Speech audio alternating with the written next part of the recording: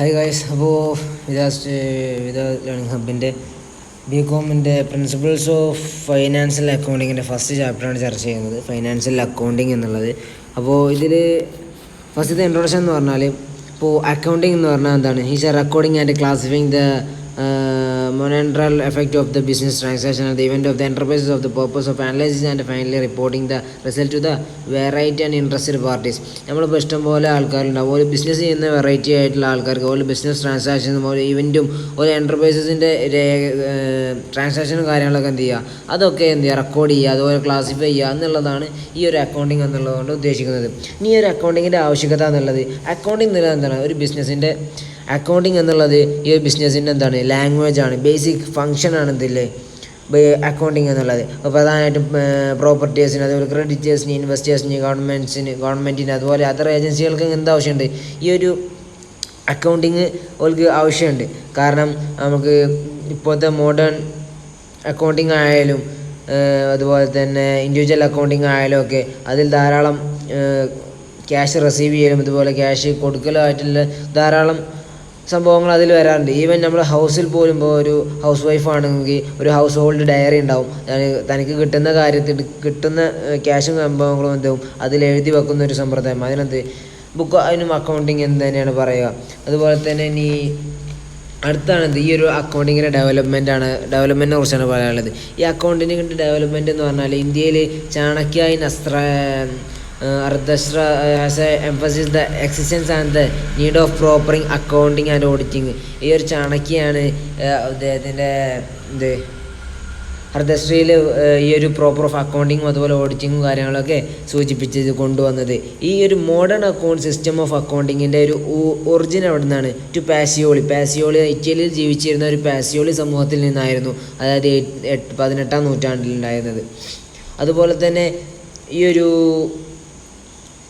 നമ്മളെ ഇൻഡസ്ട്രിയൽ റവല്യൂഷന് ശേഷമാണ് large scale production വർദ്ധിക്കാനൊക്കെ കാരണമായത്. അതുകൊണ്ട് നമ്മളെ സമൂഹത്തിൽ എന്ത് ചെയ്തു? കോമ്പറ്റീഷൻ കൂടി, നമ്മളെ മാർക്കറ്റ് കൂടുതൽ വലുതായി. അതുകൊണ്ട് തന്നെ അതോറിറ്റിക്കും അതുപോലെ അതിന് റെസ്പോൺസിബിലിറ്റി ആയ ആൾക്കാർക്കും എന്ത് ചെയ്തു? ഈ ഒരു കാര്യങ്ങൾ നിയന്ത്രിക്കാനുള്ള ഒരു സിസ്റ്റം കൊണ്ടുവരേണ്ടി വന്നു. അതാണ് പിന്നെ ഈ അക്കൗണ്ടിൻ്റെ ഒരു ഡെവലപ്മെൻറ്റിനും അതിൻ്റെ കടന്നുവരവിനും ഒക്കെ കൂടുതൽ സഹായകമായത്. ഇനി ഫൈനാൻഷ്യൽ അക്കൗണ്ടിങ്. അടുത്തത് ഫൈനാൻഷ്യൽ അക്കൗണ്ടിങ് എന്ന് പറഞ്ഞാൽ എന്താ? അത് അതിൻ്റെ ഡെഫിനേഷൻ പറയുകയാണെങ്കിൽ science and art of recording. ഒരു റെക്കോർഡിങ്ങിൻ്റെ കലയാണ്, ഒരു സയൻസാണ്. എങ്ങനെ? ക്ലാസിഫൈങ് ദ ബിസിനസ് ട്രാൻസാക്ഷനും അതുപോലെ തന്നെ making significant summaries of the determination of the year end. ഒരു വർഷം അവസാനം ഒരു ബിസിനസ്സിൻ്റെ ട്രാൻസാക്ഷൻ എങ്ങനെ, അതുപോലെ തന്നെ ആ ഒരു ട്രാൻസാക്ഷൻ്റെ സമ്മറീസ് എങ്ങനെയായിരിക്കും എന്നുള്ളതൊക്കെ റെക്കോർഡ് ചെയ്ത് എന്ത് ചെയ്യുക, തൻ്റെ ഓണേഴ്സിനും അതുപോലെ ക്യാപിറ്റലിസ്റ്റിനും കാര്യങ്ങളൊക്കെ എന്ത് ചെയ്യുക, കൊടുക്കുക എന്നുള്ളതാണ് ഈ ഒരു ഫൈനാൻഷ്യൽ അക്കൗണ്ടിങ്ങിനോട് ഉദ്ദേശിക്കുന്നത്. ഇനി ഫൈനാൻഷ്യൽ അക്കൗണ്ടിങ്ങിൻ്റെ ഈ ഒരു ഒബ്ജക്റ്റീവ്സ് ആണ് ഇനി അടുത്ത് പറയാൻ പോകുന്നത്. അപ്പോൾ ഇതിൽ പറഞ്ഞ ഒന്നാമത്തെ കാര്യം എന്താ വെച്ചാൽ, നമ്മളെ സംരംഭത്തിൻ്റെ ഒരു ഓപ്പറേറ്റിംഗ് റിസൾട്ട് എന്തുകൊണ്ട് കിട്ടും? ഈ ഒരു ഫൈനാൻഷ്യൽ അക്കൗണ്ടിങ് കൊണ്ട് കിട്ടും. അതുപോലെ ഫിനാൻഷ്യൽ പൊസിഷന് കിട്ടും, നമ്മുടെ ബിസിനസ്സിൻ്റെ ഫിനാൻഷ്യൽ പൊസിഷന് കിട്ടും. അതുപോലെ തന്നെ നമ്മളെ ഓപ്പറേഷനും നമ്മളെ ഈ ഒരു ബിസിനസ്സിൻ്റെ ഒരു ഓവർ കൺട്രോൾ എന്തെന്ന് കിട്ടും നമുക്ക് ഈ ഒരു ഫൈനാൻഷ്യൽ അക്കൗണ്ടിങ്ങിൽ നിന്ന് കിട്ടും.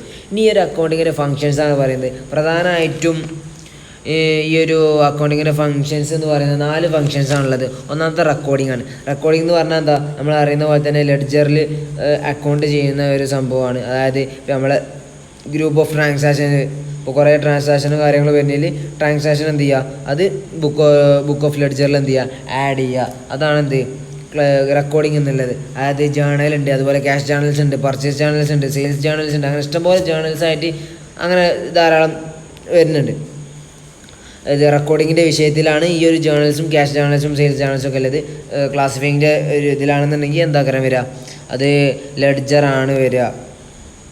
അതുപോലെ എക്സ്പെൻസ്, പ്രിൻറ്റിങ്, സ്റ്റേഷനറി, ഈ ഐറ്റംസിൻ്റെ എക്സ്പെൻസും കാര്യങ്ങളൊക്കെ ഇതിലാണ്, ലെഡ്ജറിലാണ് ഇത്. ഇനി സമ്മറൈസിങ് എന്ന് പറഞ്ഞാൽ ഈ ഒരു ക്ലാസിഫൈഡ് ഡാറ്റ ഏകീകരിച്ച ഡാറ്റ എന്ത് ചെയ്യും, അത് മൊത്തത്തിൽ അണ്ടർസ്റ്റാൻഡബിൾ ആണോ, യൂസ്ഫുൾ സിസ്റ്റത്തിലേക്ക് മാറ്റുക എന്നുള്ളതാണ് ഈ ഒരു സമ്മറൈസിങ് എന്നുള്ളതിൻ്റെ ഉദ്ദേശം. അതായത് ട്രയൽ ബാലൻസ് ആയിട്ടും ഇൻകം സ്റ്റേറ്റ്മെൻ്റ് ആയിട്ടും ബാലൻസ് ഷീറ്റ് ആയിട്ടും ഒക്കെ നിർമ്മിക്കുക എന്നുള്ളത്. അതിനെക്കുറിച്ചൊക്കെ വിശദാംശങ്ങൾ ശേഷം പറയുന്നുണ്ട്.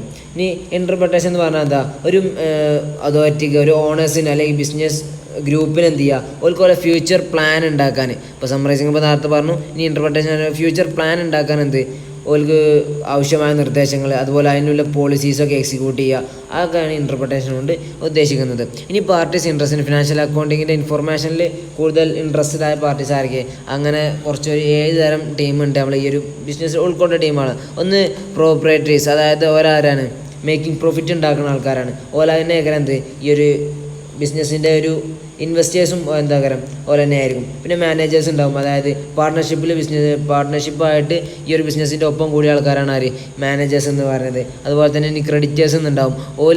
ക്രെഡിറ്റേഴ്സ് എന്ന് പറഞ്ഞാൽ ഒരു ഏതെങ്കിലും ഒരു രൂപത്തിൽ ഒരു പേയ്മെൻറ്റ് ഇപ്പോൾ ഇൻട്രസ്റ്റിൻ്റെ രൂപത്തിലാണെങ്കിലും ബാക്കിയുള്ള രൂപത്തിലാണെങ്കിലും ഏതെങ്കിലും ഒരു രൂപത്തിൽ ലാഭം ഇപ്പോൾ ഒരു ബിസിനസ്സിന് ലാഭം ഉണ്ടാക്കുന്ന ഒരു കാര്യം എന്ത് ചെയ്യുക ഉണ്ടാവുക എന്നുള്ളത്, അതാണ് ഈ ക്രെഡിറ്റേഴ്സിൻ്റെ ഈ ഒരു ക്രെഡിറ്റേഴ്സ് ഉള്ള ആൾക്കാരെ കൊണ്ട് ഉദ്ദേശിക്കുന്നത്. അതുപോലെ പ്രോസ്പെക്റ്റീവ് ഇൻവെസ്റ്റേഴ്സ് പറഞ്ഞാൽ എന്താ, അതുപോലെ ഇതെന്ത് പറഞ്ഞാൽ എന്താ വെച്ചാൽ ഒരാൾക്ക് ഒരു ബിസിനസ്സിനെ കുറിച്ച് മൊത്തം അറിഞ്ഞ് അതിൻ്റെ പ്രോഫിറ്റബിലിറ്റി അറിഞ്ഞ് ഫിനാൻഷ്യൽ പൊസിഷൻ അറിഞ്ഞിട്ട് എന്ത് ചെയ്യുക, അതിലേക്ക് ഇൻവെസ്റ്റ് ചെയ്യുക, ഒരു ഇൻവെസ്റ്റ്മെൻറ്റ് ചെയ്യുക, അതുപോലെ ആ ഒരു ബിസിനസ്സിൻ്റെ ഫിനാൻഷ്യൽ സ്റ്റേറ്റ്മെൻറ്റ് പഠിക്കുക, അങ്ങനത്തെ ആൾക്കാരാണത്. പിന്നെ ഉള്ളത് എന്താണ്, ഗവൺമെൻറ്റാണ്. ഗവൺമെൻറ്റിന് എന്താ അറിയേണ്ടി വരും, ഈ ഒരു ബിസിനസ്സിൻ്റെ അക്കൗണ്ട് ഓഫ് ടാക്സേഷൻ അറിയേണ്ടി വരും, ലേബേഴ്സിന് അറിയേണ്ടി വരും, കോർപ്പറേറ്റീവ് ലോസും കാര്യങ്ങളൊക്കെ അറിയേണ്ടി വരും. പിന്നെ അതുപോലെ എംപ്ലോയീസ് പറഞ്ഞാൽ എന്താ, ഒരു ഫൈനാൻഷ്യൽ സ്റ്റേറ്റ്മെൻറ്റ് അക്കൗണ്ട് ഉള്ള ആൾക്കാരായിരിക്കും. അതുപോലെ തന്നെ പ്രോഫിറ്റ് ഷെയർ ചെയ്യുന്ന ആൾക്കാരായിരിക്കും, ബോണസ് കിട്ടുന്ന ആൾക്കാരായിരിക്കും. അങ്ങനെയൊക്കെയാണ് എംപ്ലോയീസ് വരിക. പിന്നെ സിറ്റിസൺഷിപ്പ് അങ്ങനെ നമ്മളെ റെക്കോർഡ്സും കാര്യങ്ങളൊക്കെ അങ്ങനെ ഓർഡിനറി സാധാരണ സിറ്റിസൺ തന്നെ.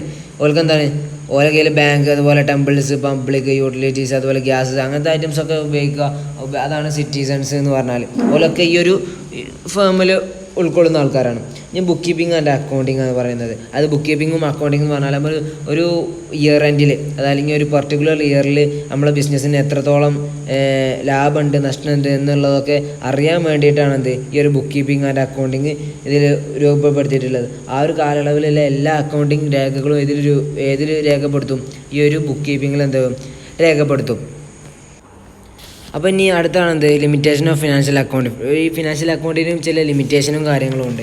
അപ്പോൾ ഈ ലിമിറ്റേഷൻ എന്ന് പറഞ്ഞാൽ ശേഷം പറയുന്നുണ്ട് ഒരു 9-10 കാര്യങ്ങൾ 10-11 കാര്യങ്ങൾ ഈ ലിമിറ്റേഷനിൽ പറയുന്നുണ്ട്. അത് ഹിസ്റ്റോറിക്കൽ നാച്ചർ വരുന്നുണ്ട്. ഹിസ്റ്റോറിക്കൽ നാച്ചർ പറഞ്ഞാൽ ഈ ഒരു ഫിനാൻഷ്യൽ ഒരു സ്റ്റേറ്റ്മെൻറ്റോട് ട്രാൻസാക്ഷനോട് നമുക്ക് എന്താ കിട്ടുക, നമുക്ക് പ്രോഫിറ്റാണോ ലോസാണോ, ഇപ്പോൾ എന്താണ് നിലവിലെ ഇൻഫർമേഷൻ എന്താണെന്നുള്ളതാണ് നമുക്ക് അതിൽ കിട്ടുക. ഇനി എന്താ നടക്കാൻ പോകുന്നത്, എന്താണ് നമുക്ക് സംഭവിക്കാൻ പോകുന്നത്, ഈ ഒരു ഹിസ്റ്റോറിക്കൽ നാച്ചറൊന്നും എന്താവില്ല, നമുക്ക് കിട്ടില്ല. അതുപോലെ തന്നെ provides information about the concern as a whole. അതായത് മൊത്തത്തിൽ ഈ ഒരു ഫിനാൻഷ്യൽ അക്കൗണ്ടിങ്ങിൻ്റെ മൊത്തത്തിലൊരു പ്രൊഡക്റ്റ് വൈസ് ആയിട്ടോ അല്ലെങ്കിൽ ഡിപ്പാർട്ട്മെൻറ്റ് വൈസ് ആയിട്ടോ അങ്ങനെ മൊത്തത്തിലൊരു കൺസേൺ ചെയ്യുന്നു കിട്ടില്ല, ഈ ഒരു ഫിനാൻഷ്യൽ അക്കൗണ്ടിങ്ങിൽ നിന്ന് കിട്ടില്ല. അതുപോലെ പിന്നെ ഒരു വസ്തുവിൻ്റെ പ്രൈസ് ഫിക്സേഷന് ആ സാധനം എന്താവില്ല, അത് സഹായകമാവില്ല പ്രൈസ് ഫിക്സേഷനിൽ. അതായത് കോസ്റ്റ് കൺട്രോൾ നോട്ട് പോസിബിൾ. അതുപോലെ ഒരു വസ്തുവിൻ്റെ ഒരു അസറ്റിൻ ഫിനാൻഷ്യൽ അക്കൗണ്ടിങ് ഒരു വസ്തുവിന് കോസ്റ്റ് കൺട്രോൾ ചെയ്യാൻ എന്തുകൊണ്ട് സാധിക്കില്ല, ഈ ഒരു ഫിനാൻഷ്യൽ അക്കൗണ്ട് സാധിക്കില്ല. അതുപോലെ തന്നെ appreciation of policies and possible. അതായത് ഇപ്പോൾ ചില ഫിനാൻഷ്യൽ പ്രോഗ്രാംസ് ഉണ്ടാവും, വ്യത്യസ്ത പോളിസീസിൽ ഉള്ളതുണ്ടാവും. അപ്പോൾ അങ്ങനത്തതൊക്കെ ആണെന്നുണ്ടെങ്കിൽ എന്താവില്ല, ഈ ഒരു ഫിനാൻഷ്യൽ അക്കൗണ്ടിങ്ങിൻ്റെ കീഴിൽ വരില്ല. അങ്ങനെ ധാരാളം കാര്യങ്ങൾ ഇതിൽ പറയേണ്ടത്. അതുപോലെ ആക്ച്വൽ കോസ്റ്റ് മാത്രമേ റെക്കോർഡ് ചെയ്തിട്ടുണ്ടാവുള്ളൂ. അതേമാതിരിനോട് ടേക്കിംഗ് സ്ട്രാറ്റജിക്കൽ ഡെസിഷൻസ് എടുക്കാൻ എന്തുകൊണ്ട് പറ്റില്ല, ഇതുകൊണ്ട് പറ്റില്ല. കാരണം ഇയർ എൻഡിൽ ഇതാവുകൊണ്ട് അതായത് റീപ്ലേസ്മെൻറ്റ് ഓഫ് ലേബേഴ്സിന് മാറ്റുക, അതായത് മെഷീനറി മാറ്റുക, അത് പുതിയ പ്രൊഡക്റ്റ് പരിചയപ്പെടുത്തുക, അതൊന്നും ഒന്നുമില്ല ഈ ഒരു ഫിനാൻഷ്യൽ അക്കൗണ്ടിങ്ങിൻ്റെ ലിമിറ്റേഷനിൽ പെട്ട കാര്യങ്ങളല്ല. അതുപോലെ തന്നെ ടെക്നിക്കൽ സബ്ജക്റ്റ് പറഞ്ഞാൽ ടെക്നിക്കൽ സബ്ജക്റ്റ് പറഞ്ഞാൽ ഇപ്പോൾ നമ്മൾ ഫിനാൻഷ്യൽ അക്കൗണ്ടിങ് എന്ന ഒരു ടെക്നിക്കൽ സബ്ജക്റ്റാണ്. ഈ ഒരു subject transaction are making the use requirements knowledge of accounting principles and conventions. ഇതിൽ അക്കൗണ്ടിങ് പ്രിൻസിപ്പിൾസും അതുപോലെ കൺവെൻഷൻസും അനുസരിച്ച് മാത്രമാണ് അതിൽ എൻക്വയറീസും റിക്വയർമെൻറ്റ്സ് ഒക്കെ ഉണ്ടാക്കുകയും ചെയ്യുക, അതുപോലെ ട്രാൻസാക്ഷനൊക്കെ റെക്കോർഡ് ചെയ്യുകയും ചെയ്യുക. അങ്ങനത്തെ ഒരു സിസ്റ്റമാണ്. ഇനി ക്വാണ്ടിറ്റേറ്റീവ് ഇൻഫർമേഷൻ എന്ന് പറയുന്നുണ്ട്. അതുപോലെ lack of unanimity with accounting principles പറയുന്നുണ്ട്. അങ്ങനെ ധാരാളം കാര്യം. അതുപോലെ തന്നെ അവസാനമായിട്ട് പറയുന്നതാണ് ചേഞ്ച് ഓഫ് മാനിപ്പുലേഷൻ എന്ന് പറയുന്നത്. അപ്പോൾ ഈ ഒരു ഫിനാൻഷ്യൽ അക്കൗണ്ടിങ് ഉപയോഗിച്ചിട്ടുണ്ട് ഓവർ വാല്യുവേഷനായിട്ട് ഈ ഒരു സംഭവം എന്താവില്ല, ഇൻവെൻട്രിക്കിടയിൽ മൊത്തത്തിൽ ഓവർ വാല്യുവേഷൻ എന്താവില്ല, നടക്കൂല എന്നുള്ളതാണ് ഈ ഒരു ഇതിൽ പറയുന്നത്.